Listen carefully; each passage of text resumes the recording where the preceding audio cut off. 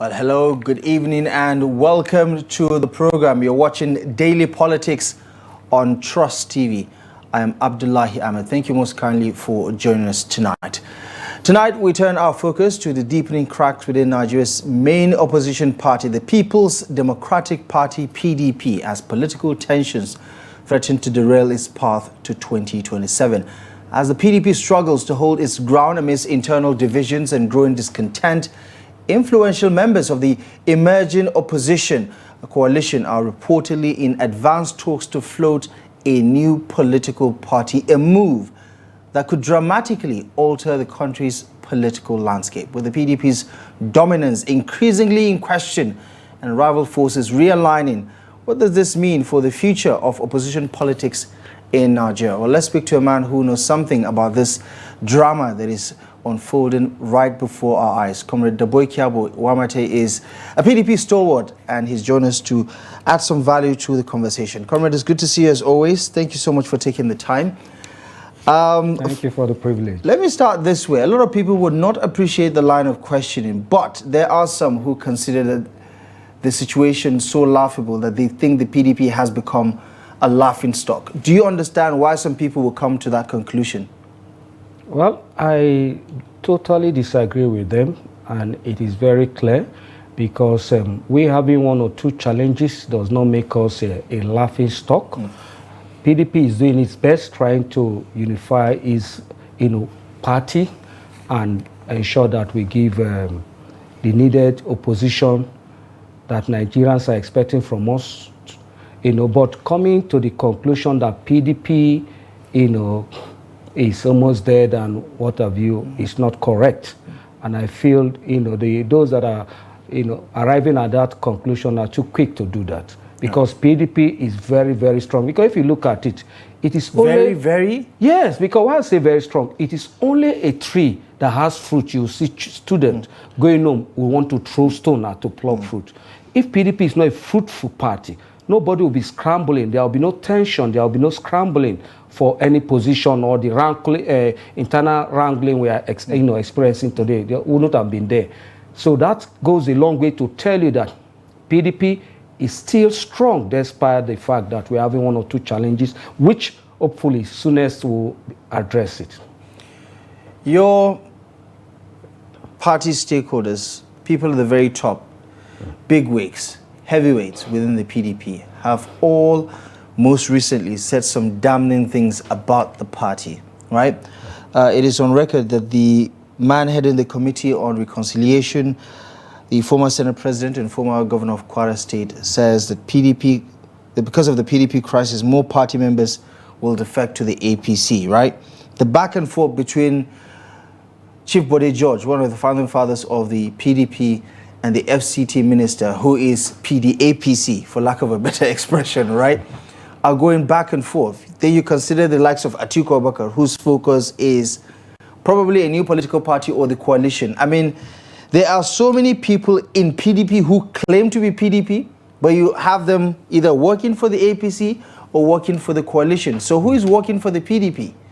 No, you see, PDP, yes, we have one or two challenges, and the former Senate President and Kwara State Governor said it that some persons would defect. We know that, and some of them are just marking time, and that is due to the fact that we are having specifically the issue surrounding the national secretaryship of our party.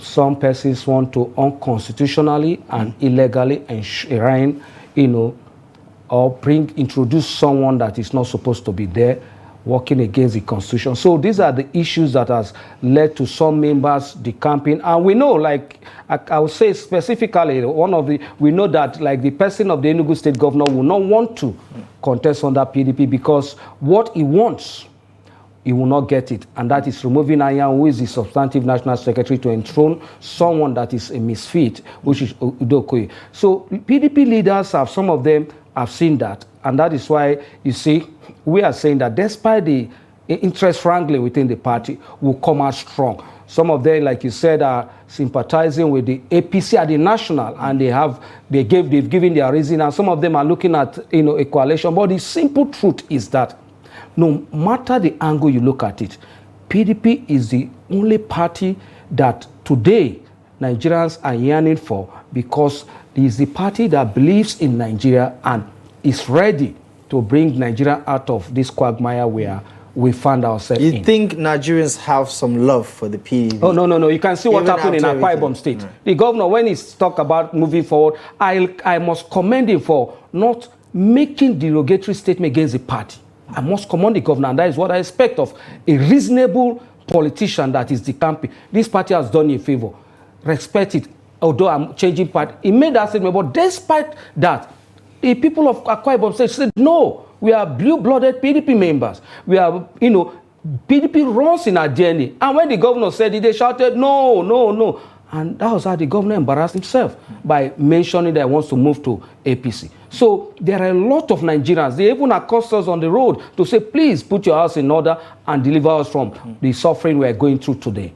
And how is that going to be possible?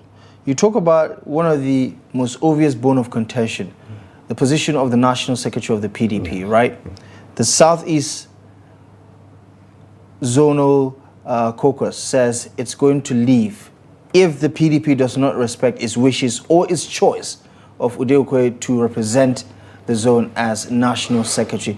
Where is the compromise going to come from? Because it doesn't look like anybody is caving at this point. No, you see, the truth remains that the compromise is the Constitution. The Constitution has said it, and anybody that wants to go outside the Constitution to compromise it will not succeed.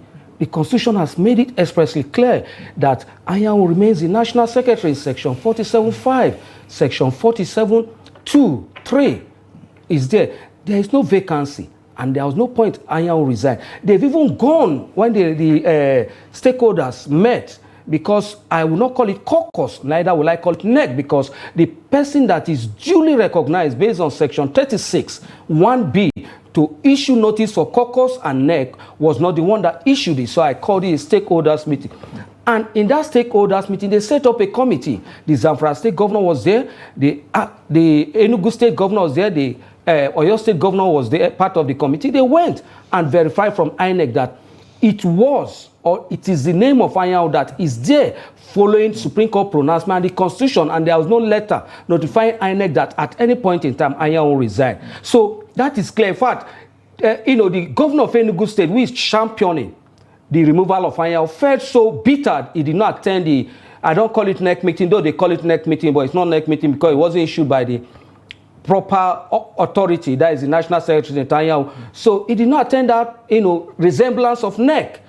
Stakeholders meeting, I'll call it, did not attend it because it is clear that there is no two ways about it. In fact, we must commend Netanyahu is one of those few Nigerians that love PDP. Otherwise, the attitude of the governors and some PDP leaders would have made him not to sign the document that has to do with introducing the Anambra State governorship candidate to INEC. And if he did not sign, PDP wouldn't have gotten candidate in Anambra State. They attempted it by asking the Deputy National Secretary, who the governors, their own acting National Secretary they appointed, signed with the National Chairman, but INEC did not recognize it. Saraki, being a political strategist and in his wisdom, approached him and said, please, you love this party, we know you, and you are one of the finest materials we have, please sign. And he considered signed, and that's how today we have a candidate. If not, we wouldn't have had a candidate. Yeah, so there is no dispute to the fact that Anyanwu is the National Secretary, but some persons want to pass through the back door. Yeah, that's one version of the story, and you know that there are others who would name another person in that particular position. Whether you agree with them or not, I'm just saying that that is the bone of contention. Yes, that is the one. But let me make something clear: is that the stakeholders meeting, that was not a Southeast zonal meeting, because it wasn't constitutional, properly constituted. Who wasn't there? No, the most ranking member in the party, most ranking member in the party, who's the National Secretary, was not there. And the purported person that conveyed the meeting has been expelled. The ranking member of the party is much more superior to the governor of the state, who is the leader of the zone? No. As far as it is concerned, the party. I'm coming. PDP came up with this notion or tradition or culture of having a party structure, but also giving the leadership to a political figure. That is now, it's a convention. But yes. now I want to clear you that we are talking about constitution. The most ranking member within the party in the South is Netanyahu as the national secretary. Now, the person that convened the meeting purportedly, that is the person of Chief Ali Odefa, was expelled from his ward, his local government, his state, and the Enugu State High Court, Federal High Court, Abakaliki Division, also confirm that expulsion. How would such a person convey a legal stakeholders? But at the end of the day, you know what their demands are, right? And it's public. And you know what the threat is. Yes. It's also public, right? They say, give us Ude Okoye, or we're going to walk out of the PDP. Now, would you say that that is a price that you think the PDP should pay? Now, given everything that is happening right now? Some persons, it's not the stake. Because after that one, some others held their stakeholders meeting in Imo State and in Abuja here. There was no governor in that one, I believe. No, we don't have to talk about governor. The Labour Party had no governor and they gave us a fight, a good fight. I'm coming. We are not talking about governor. We are talking about PDP. Before, you see, we have to reorientate ourselves. Because during the MPN time, there is a protocol. If the party produces even a president, if it's a party function, by protocol, the president will sit. The national chairman will come in last. It is only a government function. And we should understand that is why they don't respect, will complain about internal democracy. That is what is fueling anti-internal democracy. Whether governor or not, what did they call it? They didn't say government function. They say stakeholders meeting, zonal stakeholders meeting. And who should convene? Why is it that it's not the governor and it's the party? It was depending on the party purportedly removed the national zonal vice chairman. Why didn't he convene in his name? Because it is the party, it's party affairs. And the person that convened has been expelled. And a new person has been nominated from Abakaliki, replacing him. So there is no dispute to the fact that their threat of leaving is a group of persons that are threatening to leave. And we are not perturbed about that because also looking at their electoral performance, if they were that strong, why is it that in all the Southeast State, PDP lost the presidential election? With them. But as you know, that is not a perfect measure of either popularity or acceptance. Sometimes it's the candidate, sometimes people just feel they want to vote a certain way. The next election, things might turn. But I believe that is an even deeper question that the PDP needs to ask itself. But talk to me about what we are seeing play out. This unraveling that we're witnessing of the PDP, where there's apparently no decorum to the conversations. You look at the last media engagement the FCT minister had, the way he was calling out people's name. Chief Bode George, for instance, a renowned political figure, a big name in the PDP, one of the founding fathers of the PDP. And, you know, this back and forth is looking rather serious to a point where a lot of Nigerians are wondering, how can PDP recover from this with all these drama and theatrics playing out in public? You see, our leaders need to stay off the media. We expect that our leaders should go indoor and discuss more about our party affairs than going to the media to talk about it. We should do that, and they should call us. You young people should calm down. But they shouldn't go to the media. And some of them that are going to the media, that is the only avenue which they can demonstrate their relevance. Because go to their states, see how PDP is faring. You will be disappointed that the party is doing badly. But the thing is that we don't want to, apportion blame. Now, what we are concerned about as a party, moreover the Ambassador Damagu-led and Netanyahu-led National Working Committee, is to see how we can bring ourselves together and work, just like the former Senate President Reconciliation Committee chairman said. He said, if you want to leave, leave now. So we can build this party with the people that are remaining in the party. That is just it. So our leaders coming to the media, making comments against the party, attacking each other, we don't appreciate that. And we want to urge them and plead with them to desist from going to the media. They have access to themselves. They should, have their fight out of the media because they are demarketing the party by so doing. And we want the party, and I believe most of them that are doing that wants the party also to make progress. So for whatever reasons, they are going to the media, they should retract. Yeah, because Nigerians are hoping and relying on PDP, to be frank. Successive meetings have been held by the Governors Forum at the NEC. Yes. And ahead of this convention that is about to take place, you get this feeling from the outside looking in that all is not well with the PDP, and there is no grounds to suggest that by this August you would have sorted out all your differences. I mean, what is your reading of the body language, of the posturing of everybody? Because it almost looks like a do or die affair. No retreat, no surrender. Everybody is, you know, pretty much hunkering down and waiting for the battle. Now, you see, that's why I'm telling you that PDP is a very fertile ground. That's why people are still fighting over it. Now, the truth remains that it's only one key issue we have, which INEC has confirmed that Anyanwu is the secretary, and that is just the issue we are having. And some people, due to the fact that, due to their inordinate ambition and the national secretary's relationship with the FCT minister, are feeling insecure politically. But the issue is that those of them that are feeling that way, if you look at them from another lens, you see that they are even the one playing the script of the APC-led government, playing the script of the president in our party. And for them to come up and say, for someone that has stood with the party, has never committed any offense, has demonstrated loyalty at its apex level to the party, why should you be afraid if you have no skeleton in your cupboard? He has demonstrated a constitutional judicial pronouncement is in his favor.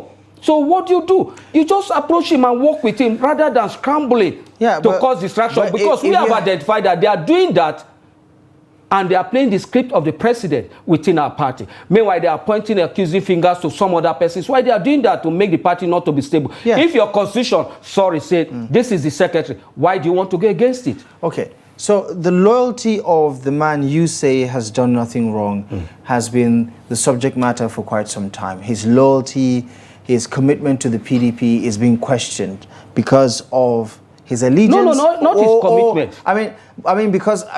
I'm saying that this is the premise as to why he's in hot waters with the rest of the PDP, aside from those of you who support him, right? Don't you think that it makes sense for Senator Anyanwu to disavow some of the things that Minister Wike has been saying over the past couple of months? I mean, he's unapologetic about how he's going to work for the Tinubu administration in 2027. And surely, for those who care about the PDP going forward, there is no way they can work with someone who allows his political ally to keep saying these things in public.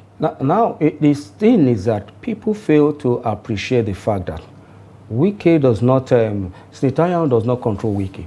Neither does Wike control Senator Anyanwu. They are friends, bosom friends, but they have different political, understanding. So if today the national secretary is having a bosom friend of the FCT minister, and the FCT minister chooses to go this way, and he said he has demonstrated that.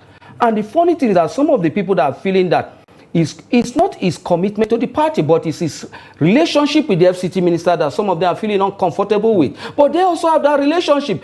Some time back, before they fell out, or before the Senator Anyanwu did not do G5, but they did G5. Was even the youth wing, leader of the youth wing of G5, but he did not do. He stood by the party. So how will you suspect or feel threatened by such person's commitment to the party and not your own commitment? Even today as we speak, let me be specific, is the Oyo State governor.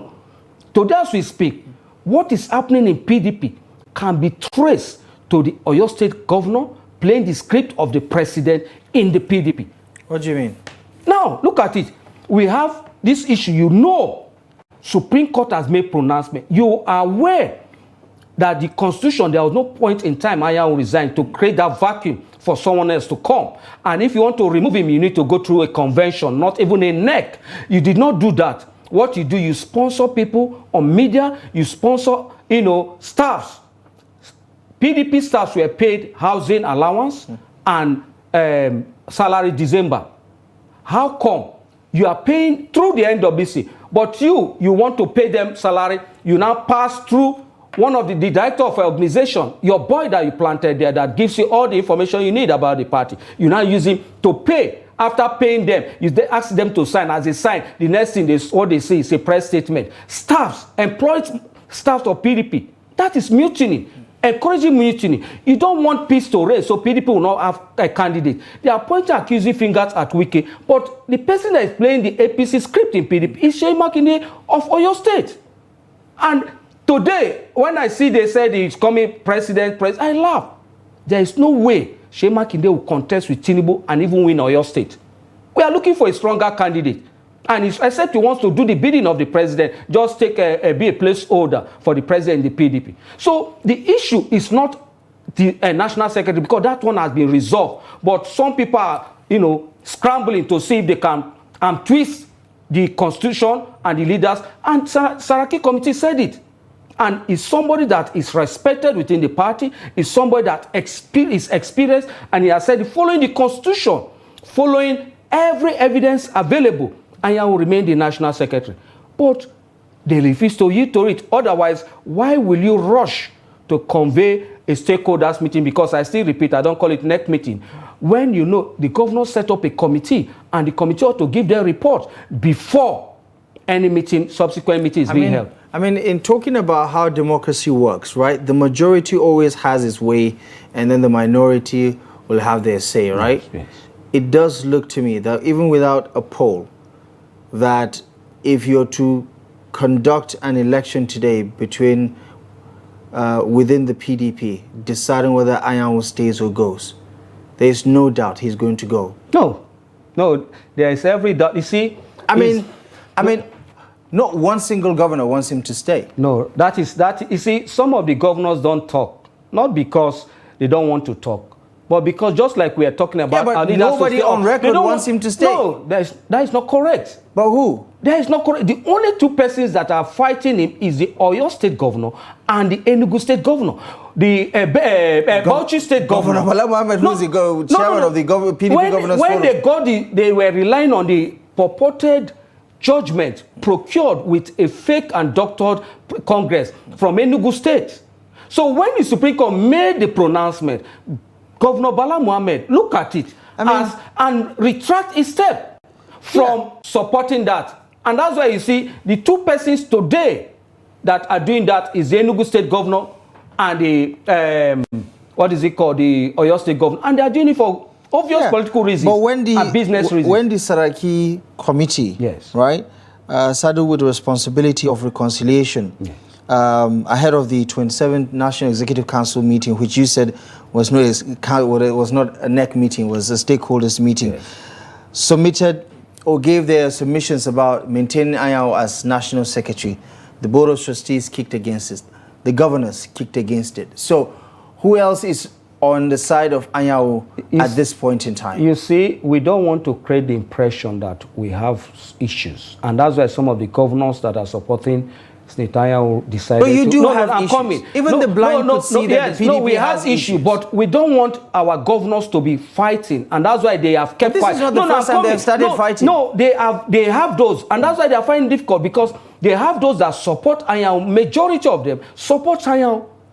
And minority, and that's why the minority are finding it difficult. Comrade, you can't say majority. No, I'm coming. You can't say majority. Let me majority of them. Now I'm telling you. Like who and who? Now let me tell you, I don't want to mention names. We know them, but I don't want to mention their names. But look at what happened. It was before what they came up with was the judgment. They were relying on the judgment at the Enugu State High Court and the Enugu State Division of the High Court. And if you look at the doctored this thing, which I am petitioning the PDP this private committee to invite the director of organization who, in connivance, it has been alleged with the Udokoye, doctored this thing to procure that judgment. Now the thing is that when the Supreme Court pronouncement came up, the governor saw it that no, the Supreme Court pronouncement has settled the issue. Yeah, but we know the courts cannot decide. Yes, but we know the courts cannot decide positions for, even the Supreme Court gave that verdict, right? Especially with the latest one that came in the Labour Party case, right? Now, if the Supreme Court, back when it comes to leadership, if the party say, if the Supreme Court nullifies previous judgment, lower court judgment, that pronounced someone else to be national secretary. What does that mean? And then the person there, it passed the buck to the party. It now passed Go sort your own problem. Using your internal mechanism. Exactly. And what does that? What is internal mechanism? The internal mechanism is the Constitution, which also involves the Board of Trustees, the various Board of committees Trustees, that you have. This thing, where do they derive their powers from? It's the Constitution. You cannot come up and say you want to resolve it without referring to the grand norm of the party. All the people against Anyanwu are either not aware of these constitutional provisions or are in direct violation of direct violation and deliberately doing it. Most especially the national, the BOT chairman, who has got even a day before that purported or resemblance of NEC, he was in the coalition meeting, and he came to the NEC. Supposed NEC. Now the thing is that there are some persons being bought over, and the BOT chairman will go and make comment. Are you speculating, comrade? No. You're just speculating. No, it's not speculation. Even a BOT, let me tell you, in the NEC, the purported NEC rather, a BOT member stood up and told them, no, you cannot accept Southeast, you said Southeast stakeholders meeting, you cannot accept any report under that name because the committee, the person that conveyed it, has been expelled. And look at it. How do you accept such report? Because there was no stakeholder. The national secretary was not there. They had to come in there, you see, let's handle things amicably. It is a BOT chairman, the BOT member. The BOT chairman was there. So you will see that they use, because they don't have the constitutional ground, legally they've lost. Now what they rely on is propaganda to buy the minds of Nigerians and get their sympathy. But the truth is that no matter a million propaganda and the pulse of the people cannot subvert the constitution of the party. Because are you saying that today we shouldn't run Nigeria with constitution and we should run it with sentiment or empathy? 1 billion people say no to you and the constitution say yes. Then they should convey NEC if they don't, convention, because it's only convention.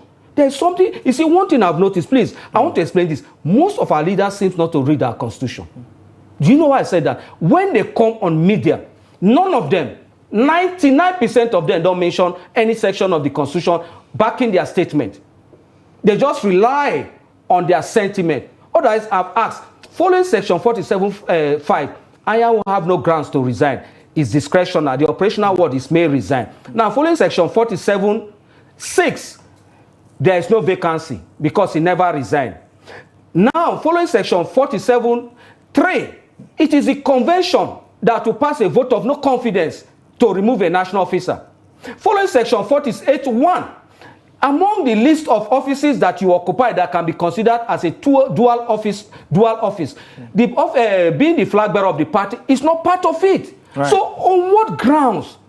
He has not committed anything. All of them that are sitting out there, the governors and even the state chairman, Anyanwu signed their forms. Today, let's assume that Anyanwu said, okay, they said they've removed him. Everybody that he signed his form, at the point they claim that he has been removed, all that this will be validated. That means the whole of PDP will not have structure in the whole country because he signed their form.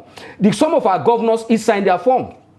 Or your own those, what is it called? Osun State Governor, he signed their forms. So all those people, he validated their document because he says he's no longer the secretary. Well, so, he is no longer the secretary now, according to them. No, they are claiming that at the point he chose to contest for the election, he has occupied, based on section 48(1), that he is occupying dual office. At that point in time, someone was acting in his capacity. No, I mean, someone was picked to act in his capacity as national secretary, as acting national secretary. Now, there was nobody picked. See, let me let you, I don't talk my opinion or sentiment. I talk constitution of PDP, because today, that is what is the crown of the party. You're talking about signing documents, right? Yes. Anyawu's form during the contest of the elections in Imo, who signed it?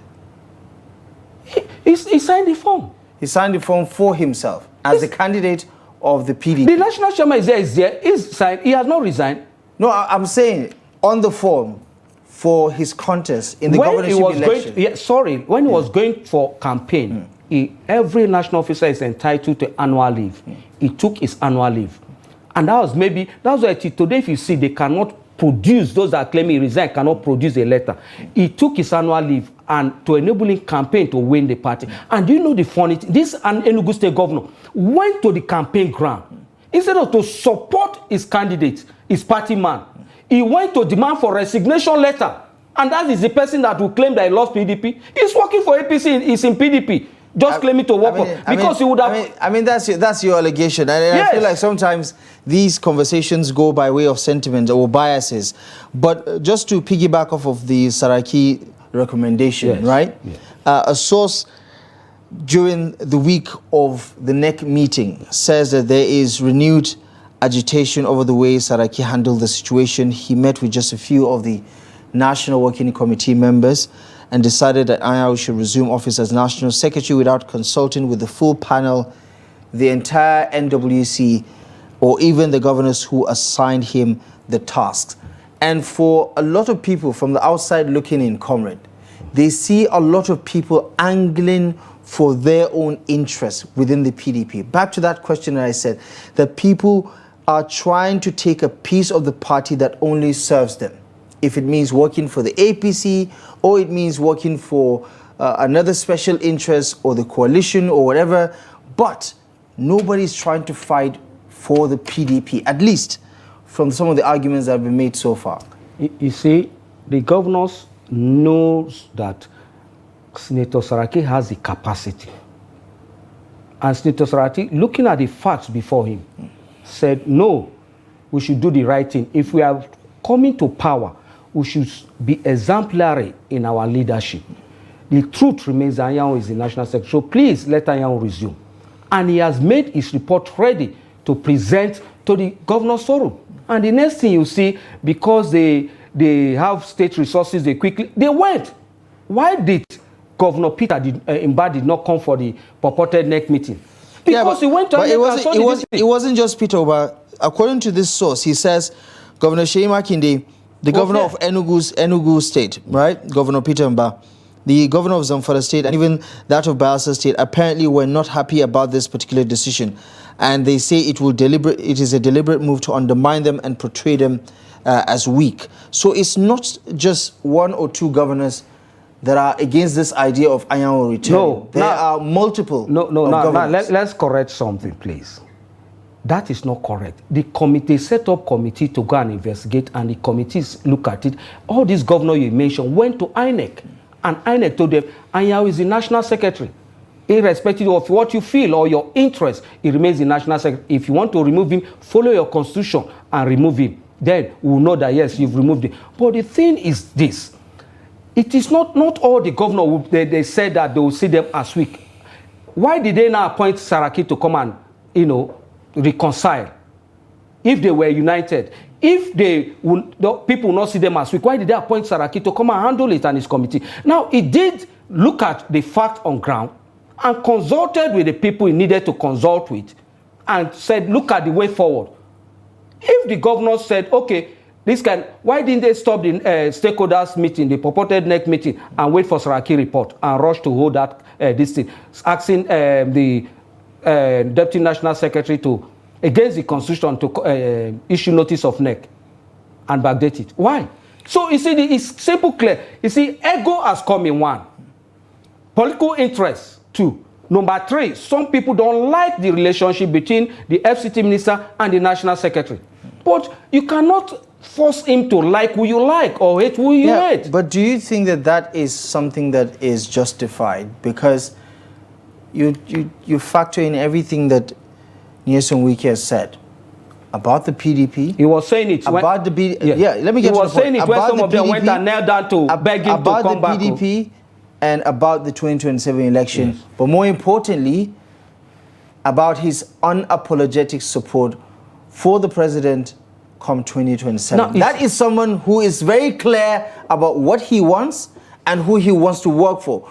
So doesn't it make sense that people will be suspicious of someone who is close to a man who is going to make sure that PDP fails in 2027? I mean, it looks like common sense to me. No, see, let me correct. Most of them, they were relating with him. You heard him said some of them came knelt down to seek for second tenure, and some of them they were G5 youth leader. No, I'm coming. Let me learn something. That's history. No, it's not history. I'm a student of history to a master's level. Yeah. So I don't. That's why we are retrogressing, because we don't teach. Yeah, but we're talking about what's actually happening now in our society. We're talking about what's happening now. History is to project the future. Now let me clear you on something. See, let me tell you. He has made it a held meeting. Why will you fail to go on the agreement? The simple is that PDP has section 7.3 is clear. Rotation, the policy of rotation. State it clearly, because that should determine where the national chairman should come from, where the president should come from, should be discussed. Today we are talking about, it's what happened 2023 that led us to this issue of not, taking a decisive position and throw it open. If we say, okay, even we say it should go to the north, we wouldn't have had issue. Or if we say it should come to the south, but we didn't decide on that, say throw it open. That was what I put out in this man. Now, today he has said, see, let's say it is the presidency coming to the south. We know that if we are going for convention, we know the national chairmanship aspirant will come from the north. We know that is our party convention and constitution. But no, they said wait for what? That was how we waited, and it got to the point that we are today in this mess. We didn't say we now got to close the election. Some people from the north has bought ticket form already. We now say throw it open. No, be straight. Just like you say, you know what you want. The party should know what the party wants by saying presidency, okay, north, or presidency south, national chairman this before the convention. That is what is fueling. I'm coming. That is what is fueling in the presidency. Fueling the action of the FCT minister. You see him said when it comes to every election, we will lead the campaign in Rivers State in support of PDP. But that one, PDP has not made sense. Up to now, with the so-called convention will be coming August. Until now, we've not taken a decision on that.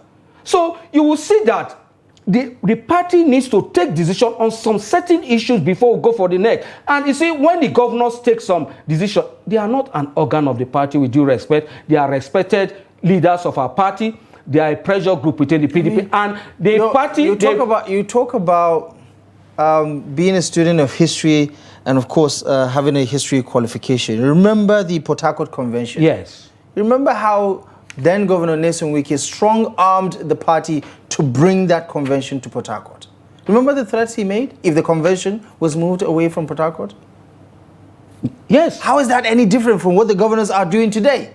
No, see, every governor would like to exert some sort of influence. If you are doing that, see, if you are doing that, we are not saying they are wrong. They should do it in line with the Constitution. You don't need to come out and make that statement. Maybe they do it, talk with the national chairman, and the national chairman release that statement. Nobody will query it. Yeah, but when they several times they've met, and they will now address press. You see, I feel saddened because I followed my dad doing politics when I was a kid. In the MPA time, even though you meet with the governors, they will not address press. You talk to the chairman. And the chairman will, okay, this is what we want. They will brainstorm. The last NEC meeting, it was Damagunda that addressed the press. That is how the way it should be. Right. That's what I'm trying to say. That is how it should be. So they're doing things the right way now? Now they are trying to correct, can they count on your support then? The governors? Yeah. If they do the right thing and it's in line with the Constitution, definitely. They are my governors and I will support them if they go by the Constitution. Let's segue a little bit outside of the PDP. Yes. There is some momentum, or whatever you like to call it, with the coalition talks. Last week we understood it might be 3 options for the coalition to decide on: SDP, ADC, or a new political party. This week we're hearing that the argument for creating a new political platform is gaining a lot of traction. Doesn't that worry you as a PDP member, knowing fully well that a lot of your members, your allies, could find refuge in a new political party with this much momentum? I don't feel threatened about it because PDP is an household name in Nigeria, number 1. Number 2, it is not, people need to understand the difference between this coalition and that of 2014-2015. That one is political parties coming together. This one is frustrated politicians coming together. Because those Why are you saying that? No, I'm saying that look at those that are fronting it. Are you talking about Amechi? Are you talking about Erufai? Are you talking about Atiku? Are you talking about what is it? Look at the people that are forming. Not parties, not party. It's individuals. trying to project their political individuals with political currency. Yes, they have some of them. Their currency has depreciated, no value. They don't. Their political value. To be honest, comrade, it remains to be seen. Yes, no, yes. 2027, we will find out, right? No, we will find out. But as I'm telling you today, some of their political currencies, like the Zimbabwe currency, is that worthless. So it's one or two persons. I have to apologize for our viewers, anyone who is from Zimbabwe.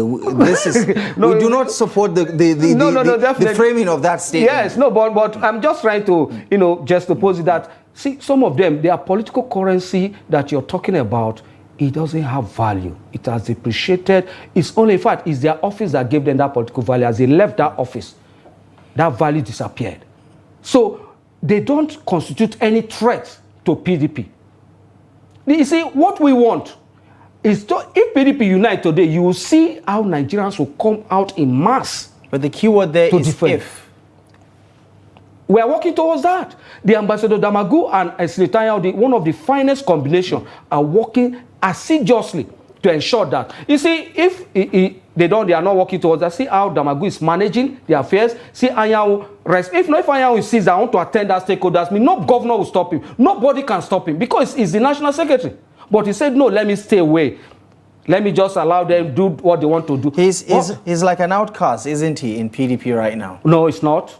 Of course he is. He's not. He's an outcast. You hardly see him anywhere where the big boys or the big stakeholders are. No. He attends meetings. It's not all the meetings they attended they put on the news. I mean, we see everything. No, not all. We see everything. He attends meetings. But you see, even Saraki, you just said it, Saraki committee said resume. He said no problem. Yeah, but that was the recommendation. It wasn't an order. I mean, the committee, to be honest, doesn't have the powers to decide whether he resumes or not. No, they don't. The Constitution has said it's like activating a section of the Constitution. It has been, you see, it's automatic. It's not. He has not left the office before, so nobody can stop. It's just to ensure not to give room. It's one of the. I'm coming. But you have to admit, comrade. Anyanwu is one of the few Nigerians that love PDP. That's why he's careful. How many meetings has the PDP put together, whether at the NEC level or at the stakeholders level, where everybody comes together and one of the most obvious absentees is the National Secretary, the presumed National Secretary? Not presumed, the National Secretary. I mean, because INEC will only... Others INEC say, is the supervisory body. It has said this is the National Secretary. There's a lot of things that INEC says that other political parties are disregarding. See, let's be fair. Today, some people are saying Labour Party won the election, but what did INEC read? It's what INEC read that we are taking, because that is what came from the body that conducted the election. And the body that supervised all political parties has said it that this is your National Secretary, yes, conducted in the convention we supervise, and he has not submitted any resignation, and we've not seen any convention that remove him, so it remains irrespective of your sentiment or affiliation or interest. You have to understand that we cannot ignore the resistance to Anyanwu occupying that seat. A resistance which is so obvious. People resist. Everybody, if today make me the National Secretary, some people still resist. There will always be people that will resist. Which has to be acknowledged. No. There's nothing wrong with acknowledging resistance. No. There is nothing wrong about that. It has been acknowledged. But the truth remains that doesn't change the fact that it remains the National Secretary. Simple. All right. So this new political party, to be or not to be, remains to be seen, right? But you're saying there's nothing to be worried about. Not the PDP is not going to lose its market share. No, definitely not. Which is not true, if I'm being honest. No. The last election did show us that other parties could cut your market share by half. It's only Labour Party now. No, there is no other party. I mean, the NPP got a million plus. The NPP a million, just Kanu. Yes, we agree. Yes, in Kanu, we agreed. But the fact, you are talking about the coalition. NPP as a party is not part of it. Labour is not part of it. Yes. So there is, how do you have to qualify it, yet.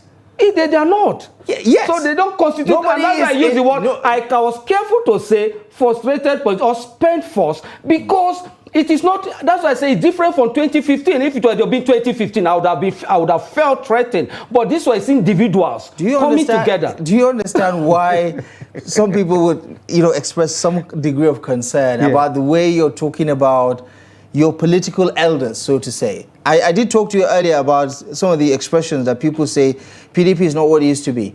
The respect, the integrity, the decorum, the civility is no more. You see, you look at the way Wike is talking about everybody in PDP, including the likes of Chief George, for instance, who I believe, is politically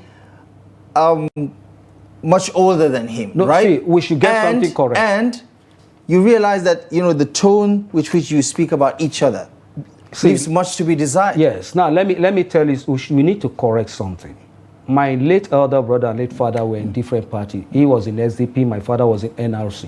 They eat and disagree on same table. So I can I'm sure they don't call each other names. No, I'll tell you, if today I come up, some people, you see, that's why I say some people call political currency is valueless. If you cannot produce, since 1999, you've not produced a governor. Most of the assembly members. You're making it sound like it's Chief George's position to produce the governor of Lagos State. When you are, no, I'm coming. When some you are would say the party should be ashamed that it couldn't take any position in Lagos from 1999 to date. Who is the leader? Who has been, claiming to be the leader? That is it. You see, that's why I said, when you don't take rest. I was talking to somebody in one office. I said, even though as a governor, he said by convention, the governor is the leader of the party. I said, but when you don't take responsibility, that convention will not stand. Because looking at Main State, and that's why, let's correct something. If everybody decide not to deliver the party in their state, who will come out and deliver the party? So every leader should be judged based on his contribution, how he deliver the party, or make sure that the party become the ruling party in his state. That is what we should use to calculate their political currency. I think this whole concept of delivering your party is a bit exaggerated. No. I don't because think you take extra effort. So what are you telling people that have done that at the expense of everything? The point I'm making is the president. You are incentivizing failure if you don't do that. The president, with all his political sophistication and currency and capital and strategy, couldn't deliver himself in his own state. And I'm sure you're not going to say that the president is not good enough, and that's why he didn't win Lagos in 2023. No. These things happen, don't they? No. The president did not win his state. Yeah. It's not the first that did not win his state and became president. But he became president. Now you're going about whataboutism. He became president. I made the point that, that negates what you just said. You just said he's not the only one. Yes. Okay, but finally, just before we go, staying in Lagos, your governor, suspended governor, met with the president some 24 to 48 hours ago. Yes. It looks like he's trying to mend fences. What are your thoughts about, these meetings with the president, and his body language seems to be much more calmer now? I think that the meeting with the president, and before the president meeting with the FCT minister, who happens to be his godfather, put it that way, has done a lot in ensuring that there is peace in the state and within the party in the state, because like it or not, the governor is not a politician. The structure was built through which he became the governor.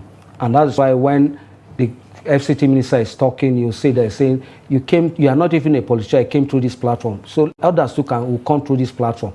I'm happy that the only issue I have, let it be a genuine thing from the governor, the suspended governor, that the peace process that is being achieved and the reconciliation is genuine. And he should genuinely come back to his political family and reconcile. So together we can work and make sure we have a peaceful river state that PDP can deliver the dividend of democracy to the party. Comrade Daboikiyabo, thank you very much as always for a spirited conversation. I appreciate you very much for stopping by tonight. Thank you so much for your time. Thank you for having me. This is where we wrap things up for tonight's edition of the program. Thank you most kindly for joining us on Daily Politics. We'll be back tomorrow at 8 p.m. Until next time, I'm Abdullahi Ahmed. Good evening.